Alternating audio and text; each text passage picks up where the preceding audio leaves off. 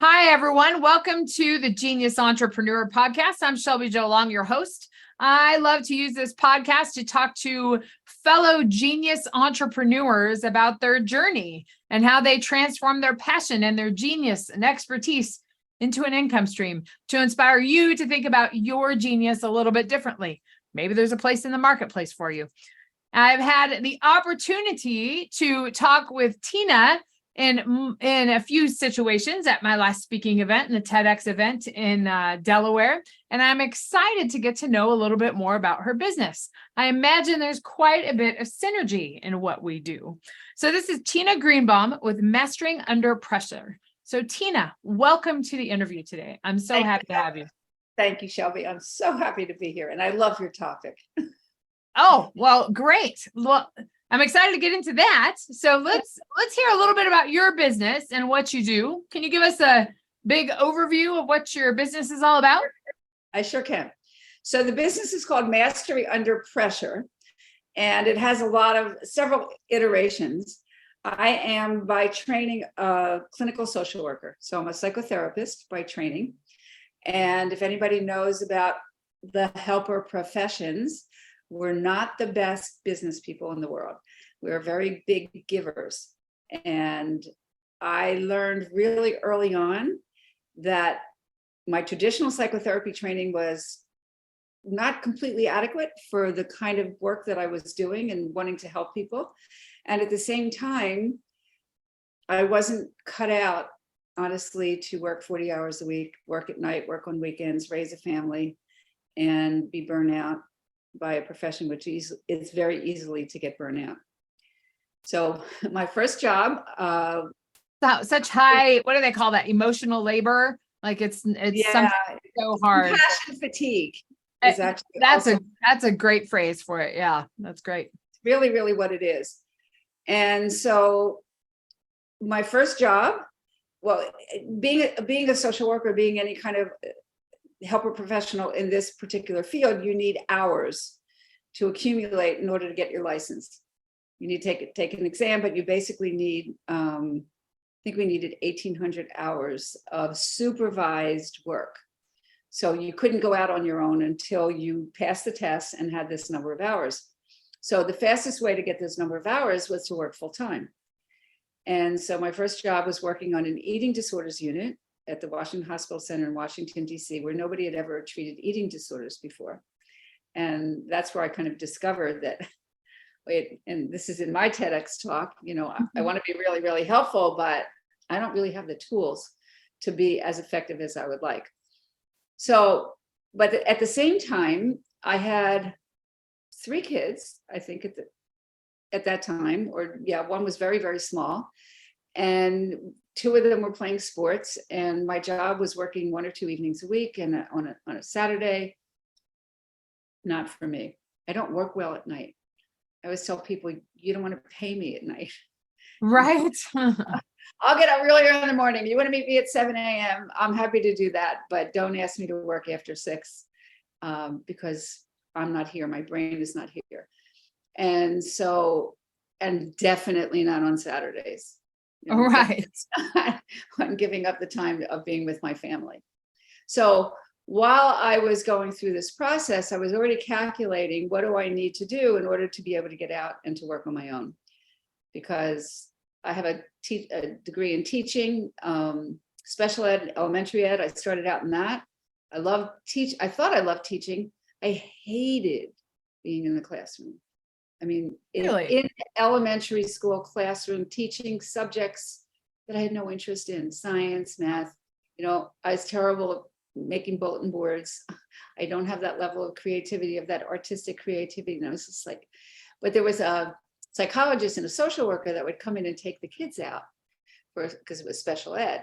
And then they were working with the families and they were working with psychology. And I said, I think I actually have the wrong degree. And that got me going back to school for my MSW, because that was the quickest way that I could actually figure out how to be in my own private practice, because that's what I wanted to do. So I got my 1,800 hours, but I was also watching other people, how they exited working full-time with an agency. So there was the woman who was the director of the agency in the hospital, also had an outpatient clinic. And she was a crazy woman. I mean, she was really actually a narcissistic personality that we learned later on, but she was an excellent businesswoman. And she had a partner. She created this outpatient clinic so that when the clients would leave, the patients would leave the hospital, oh, they needed to be in outpatient therapy. Where would they go? They would go right into her clinic. Okay. So she invited me to work for her, and she paid me once a month. It was like a 60-40 split. I think I was getting 60, but it wasn't a very, and if one client came in the day after the first of the month, I wouldn't get paid till the next month. Ugh, Mind you, I that's was, tough. my ex-husband was an entrepreneur, so he was all over the place, and I was raising 3 kids. So there was always this pressure around money, always. Sure. And so I figured it out. I did the calculations. I needed 7 hours of my own clients in order to be able to make enough money to be able to leave her and to go out on my own. And that's what I did. I rented an office. Actually, it was down the hall. She wasn't very happy with me. I'm sure. Very Attention. unhappy. But what she did, and broke my contract and locked the doors and did terrible things. But the truth was, I rented this place for 7 hours a week, and she was terrible with clients. So she'd say, Tina, could you take over my session for this one? Could you take over so I ended up with all her clients, and ultimately I ended up and I left. So I had the 7 hours, and I was making just enough money to pay the rent. And then I said, well, maybe if I got my own office and I only want to work 20 hours a week, that was it. That was my max. But I could sublet my office to other clinicians. Sure. And that's what I did. I moved out of that space. I moved into a beautiful building, a beautiful office. I worked 20 hours a week, and I rented out the rest of the space to 2 other clinicians. So I had no rent to pay. That's great. For years. And it was just a great model. And it was great because I could make my own hours. I could raise my kids.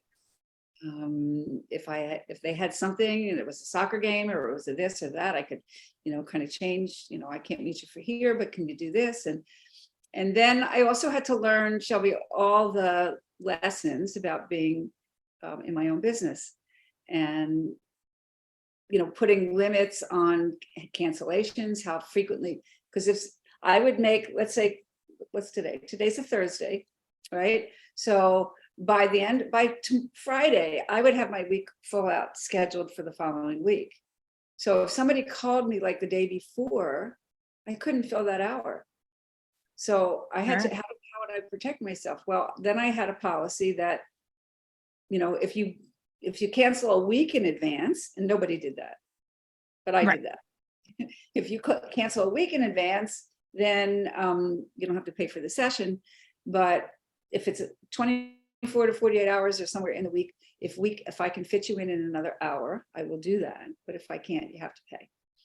And so a lot of hard lessons in the beginning because I was so hungry for money. Sure. So desperate that then I poured it onto one of my clients, with this policy that was not really clearly in place, and I lost her as a client. And so I made another policy for myself that I would never really discuss money unless it was in a session, because what I recognized was that it frequently was a therapeutic issue. People's issues around money, including my own, would come out in the session. So once I got clear of me, then I could be. It's so interesting that your work with other people and discussing that topic with other people, it makes sense. But from the outside, it's like you were experiencing this therapy while you were conducting therapy. And I think that's something that's pretty awesome. A teacher too, right? Like I'm also a teacher, but when they always say at least 2 steps ahead of your class. You might not know exactly what you're teaching, but if you have an understanding of it, you can teach it. And so it's just interesting to think about that. And that's not to say that's the only way that you teach, but just interesting that Oh, but very yin and that was yang. a policy, definitely. Yeah. Very yin and yang. So that's how I started the business. And then the next piece of it was every time I would get through a period of my life that was difficult, I would learn from it. Same thing. You know, I always say I'm the guinea pig. I would process something, and how would I process it? Well, I'm just a person just like everybody else. So if this is something that typically happened to me, it would typically happen to other people. And then how could I take my experience and what I learned from it to then teach other people? Because I am really a teacher at heart. Mm-hmm. And I tell people that all the time. You know, you can call me this, you can call me that, but I'm really a teacher at heart. I teach skills. And that's the way this business developed, because I recognize that people, you know, in traditional therapy, you could talk about your mother, your father, your sister, your brother, you could tell the whole story, but okay, so now what are we going to do with this information? Right. How are you going to implement it into new behaviors? And how are you going to actually change? Because this was my whole career, really. Every course that I took, everything that I wanted to learn was, how do I help you change at a fundamental level? Because the body gets triggered before the mind.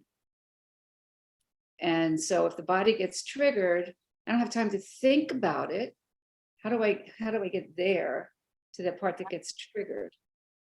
And so that's really been my whole career. And then I lived in New York, I lived in DC, so I worked a lot with lawyers who had to really be at their best, litigators and people that were, you know, kind of in court and handling clients and negotiating. And you know, I like to speak. So how did I learn how to do that? You know, what were the skills that I needed to be able to get on stage so that I don't have stage fright? How do I, so I'm just a curious person.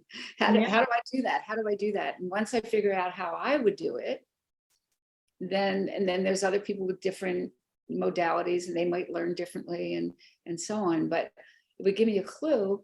Well, if I did it, you know, then if I could do it, you could do it. And then I started working with athletes. My husband teaches tennis.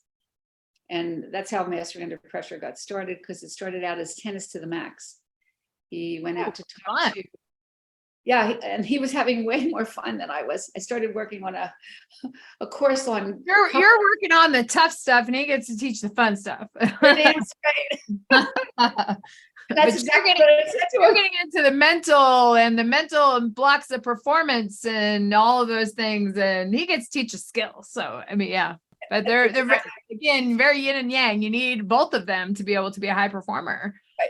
And so one day he was talking to one of his students that was going out there for a big competition. He said, you got to go out there, you got to be confident, you got to be aggressive. I said, great, you're telling him all the right things. He just doesn't have a clue how to do it. But I know how to teach him how to do it. Yeah. And that's how it started, tennis to the max. And then people asked me, could you take it into businesses? So I just changed the title, and you know, tennis to the max became Mastering Under Pressure, because the principles agnostic. And the method doesn't change, but just the where you are changes. So it's very similar. I think the same. I've been teaching public speaking for over 20 years, and people speaking in front of the audience. So yes, there's always that anxiety, and the anxiety may have different sources, but it manifests the same. It looks, you know, the symptoms are very similar in people, but the sources of it might be different. So. I like to say that there's only so many themes in the universe, but there's an infinite unique variations of them, right? Yeah. So, the same thing. Yes. Yeah.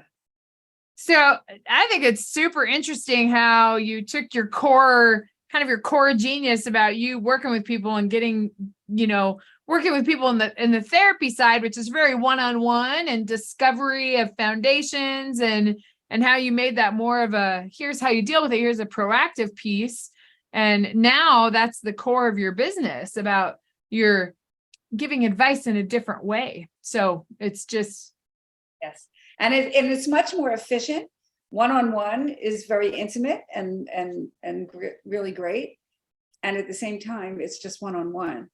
So when we look about how many people need help, that's when when I got divorced, which was actually 20 years ago already, I started to look at, I knew I needed to scale my business. Otherwise I could never retire. Right. And that's been quite the journey. Sure. Because all those places that I said that I lived, I started a new private practice. This was before anybody could take anybody on the internet. Right. Yep. So from DC to New Hampshire, I had to close that office, and then I had to open another one. And then I had to close that practice and open another one. And so I opened 5 private practices. So I know how to do that really well. And I can teach people how to do that. The scaling part of how to scale myself, that's been the journey, Yeah. That is a journey. And that's a challenge that I think a lot of us run into, because we like the one-on-one, but moving, and I'm a communication person, so I get this too. Yeah. This all why we're processing. When you go from one-on-one to working with one-to-many, you go from like such an intimate and conversation that's very personal, and you involve a lot of emotion, to speaking to a lot of people. It's a different way of communicating. So we have to train ourselves to move that way. That's transitioning our genius from the one-on-one audience to the one-to-many audiences. It's challenging. But what I also learned about myself as I was going through all my trainings and different experiences, I love the group work. I love the group dynamics, and I'm very intuitive, and my brain just makes the connections for me. This one's talking about this one's talking about that, this one's talking, and it seems like all this disparate information, but I can pick the underlying pieces, and I love that. That probably is that and speaking, which is different, again, when you're looking at an audience. But when my very first speech that I ever did on that eating disorder unit, I remember there were about 200 people in the room, and I was really nervous. And a really good friend said to me, just look at me.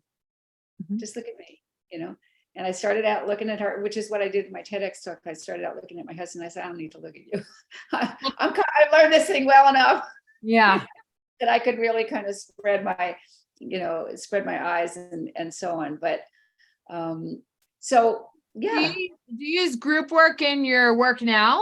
Because scaling. Well, I used to do a lot of group therapy. They're very hard to get to make happen. Groups. Yeah. Got this one and this one. But really, I'm more now into like working with companies, like a team of people. So I did something for UC Davis for one of their departments, and it was on having difficult conversations, and I had a whole kind of thing planned, but what was going on was not what I had planned. Sure. And so I had to be able to shift and pick up really what really was going on, and have them talk about things that they never talked about. You're a true teacher. That's your gift. That's one of your many gifts, but that's you talk about the group. I love groups, and I love groups that are engaged all under the same vision, because those ideas just build upon each other, and you have that's why it's so good to be a part of business networking groups that are so lively, because your business ideas just build upon each other, and then here's a connection, and here's a connection, and here's a way you can do it. And I've done that before, and I think you solve problems faster, and then you get a bigger bang for it, because you might solve multiple problems, not just one. So I think because you're working outside of, you only know what you know. Exactly. You only know what you know. And so having these wonderful, smart, intelligent people kind of, did you ever think of this? Did you ever think of it? No, I never did. So do you find that, you've worked with high performers, and this is, you talk about mastery under pressure. Do you find that it's the mindset that is the biggest hurdle to go over when it comes to your performance? Do you find that? I think it's not. I think it's one of them. It's not the only one. Not the only one. Yeah. The way that in my program, I teach focus, relaxation. So we're starting with the body. So remember I said the body gets triggered before the mind. So how do I calm my body down that my mind is clear enough to think? Because as we know, when we get anxious and we tighten up, all the blood actually goes to the heart, goes away from the brain, gets us ready to be able to run and flee, and we can't think. Right. And that's the thing that Fight or flight. They don't really kind of get that the path is not necessarily trying to think it more, because that's not where the issue is. It's really kind of that activating reticular system that needs to be calmed down. And we do know, I've got a lot of training in trauma and trauma work. And so there is definitely the gut, the head, the heart, and the gut connection. And so I teach people first how to calm down, how to create. And it can't, everybody sort of, I like to say, Shelby, that the stuff that I teach is common knowledge, but not necessarily common practice. Ooh, I like that.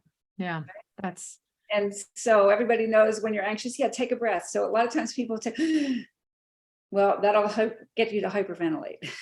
Right. You're not filling your lungs. Yeah. You're not breathing from way down in your, so how do you do that? Right.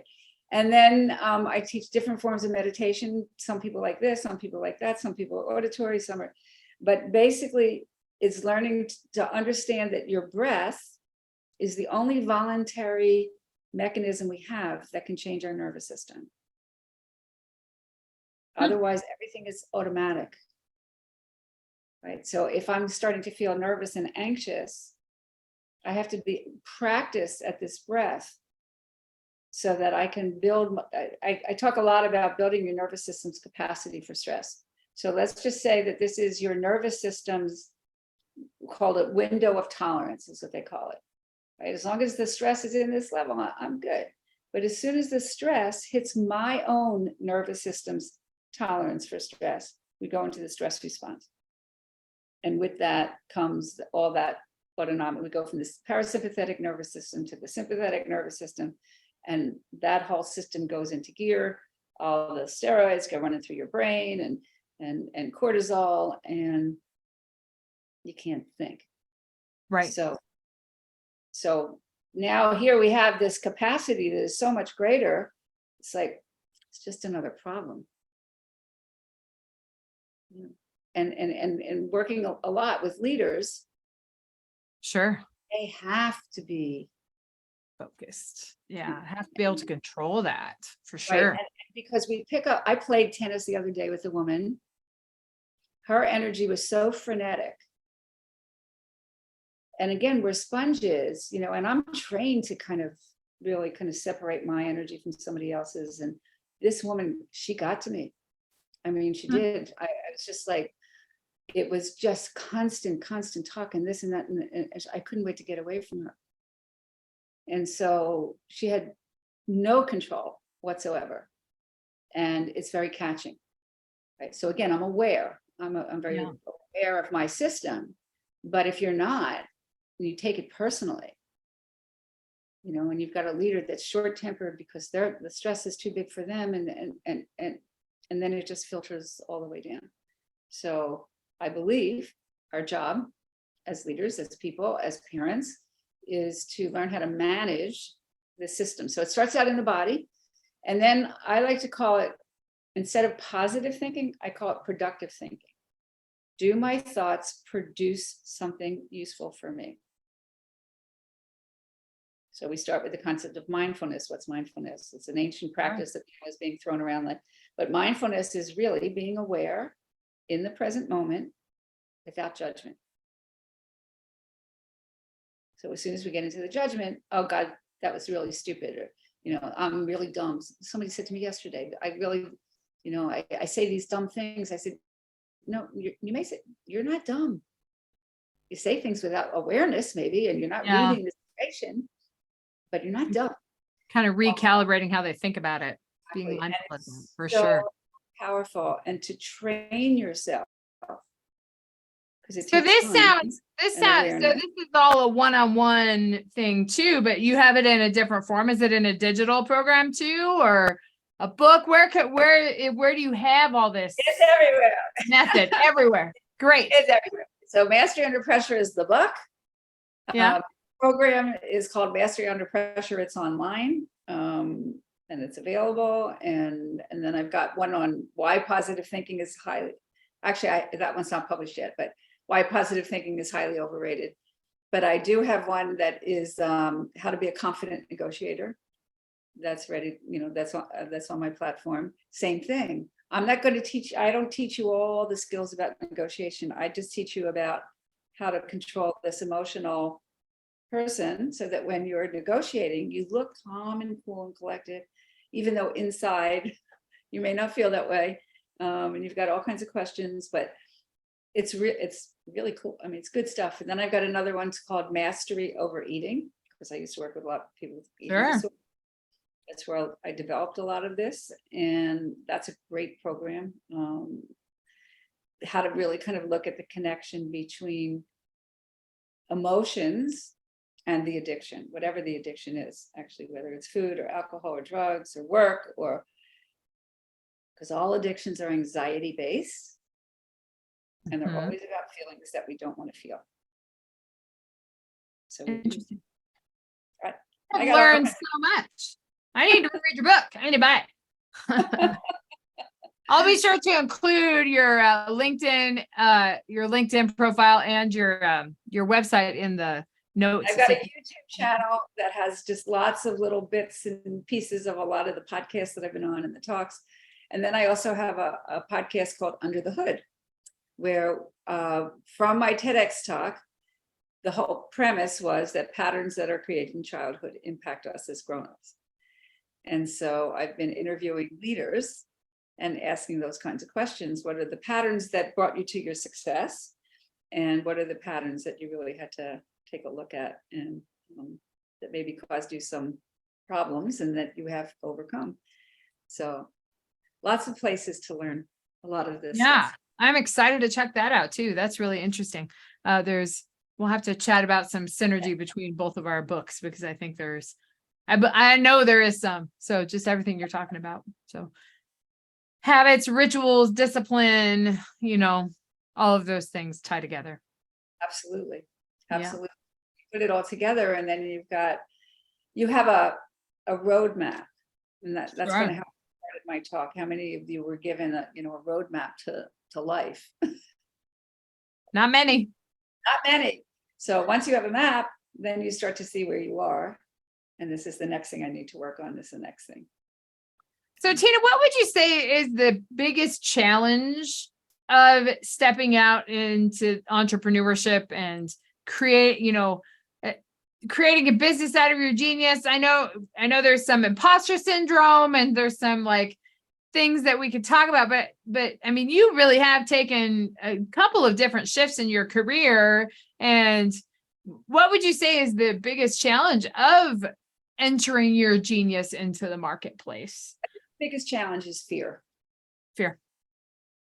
Really. Fear that I'm not going to make enough money, fear that nobody's going to, my business is not going to take off, fear people are going to think I'm crazy. So the way that I think about it is we don't want anybody jumping off a cliff. I would not suggest to anybody that you quit your job today unless you have the income to support you for a good year or so. And so again, remember, I started it by doing 7 hours. I was working full time, and then I pulled off 7 hours in my life, and I started to build from there. Once I hit the 7 hours and I knew that I could afford the space and I could afford my bills, then I could let go of the full-time job. So I would recommend definitely doing it in increments, because the most important thing, as we know, is food on the table, roof over your head. And when you're desperate for money, we make very poor decisions. Just like I told you, that woman that I, was pounding her. You got to pay for that session. You got to, never saw her again. Because I'm desperate for money. And so we don't want, so as they talk about in the organization that we're in Bellwether, it's dimes and dollars, make sure that you've got enough money to be able to support yourself so that you can go through the learning curve of, of entrepreneurship. Number two, somebody said to me really only a couple of years ago, and I wish I had heard it a lot earlier. He said, the difference between a solopreneur and a founder is a founder has a team. Oh, that's great. Isn't that great? That's great. Yeah. It's Changed so true. So true. Yeah. Men do that all the time. Women, we don't even think that way a lot of times. We just kind of like, oh, I got to do it on my own. I got to learn how to do this. I got to learn how to do that. And again, when I started, it was before the websites and social media. Once the social media hit and it became exponential in terms of trying to build this business. That's where it became so complicated. So that's another one. Get together a team, whatever you can afford, and whatever you can't afford, trade. Right. I've traded a lot of my services. People really, really wanted my help, and I really wanted theirs. And we worked it out as an even, fair exchange. And it was a win-win all the way around. So remember that you do have a skill, whatever that skill is, and don't be afraid to offer it. And again, in Bellwether, they talk a lot about, having a whole system of doing it and hiring getting somebody for a couple months and giving them an opportunity and so on and so forth. But so that's another thing.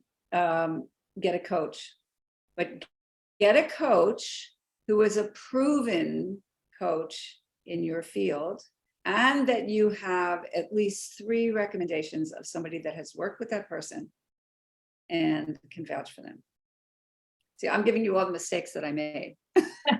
Well, that's the lessons that we get to with our listeners, because it's true. You don't need to do it alone, and find people that you trust. I think that's a challenge too, because with that you talk about that desperation for money and that story.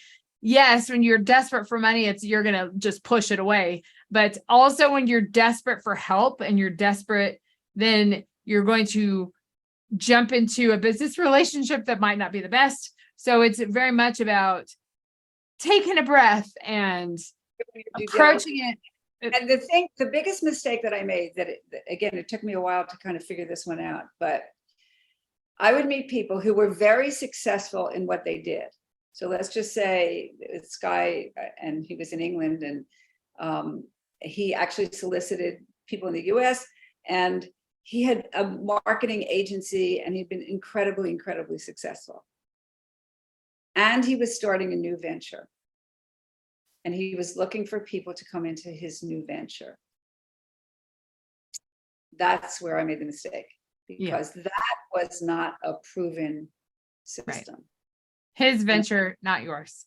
Right. And I did it more than once. Yeah. I did the speaking thing, I did it with him, until I started to recognize, wait a minute, this thing that they're doing is new. So I'm just giving them money for their whim, or whatever that might be. And maybe it'll work and maybe it won't. That was my biggest mistake, honestly. And a lot of the money that I waste, I mean, I learned from every one of them, so I can't say it was completely wasted. Maybe not as efficient. Not efficient. The other thing is, make sure that whoever you work with, that you have somebody that's working with the numbers. I have a really good friend who says, do the numbers and the numbers will tell you what to do. Numbers have no emotion. Right. No emotion. And we bring all our emotional baggage and our blueprints around money and all our fears and all this other kind of stuff. And that's not helpful. That's why, having somebody to kind of work this stuff through with. I've worked with a lot of financial people where we've done workshops together, and I deal with the issues, the psychology around people's issues around money. But that's, I really wanted somebody to work with me on that, like what are the metrics? What do we need to look at? How many of this do I need to do? And they did it for their own businesses. They didn't help me do it for mine.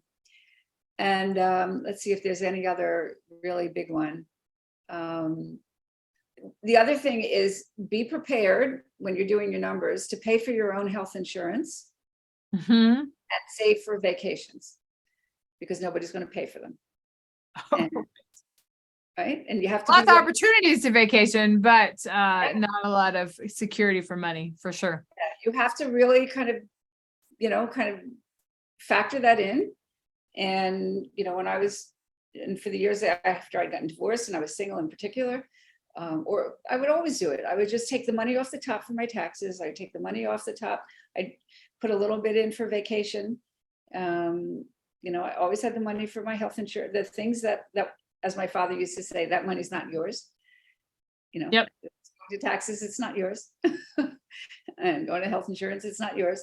So factor those things in from the beginning. And that's pretty much it. Believe in yourself. It's hard but believe in your abilities to do the work.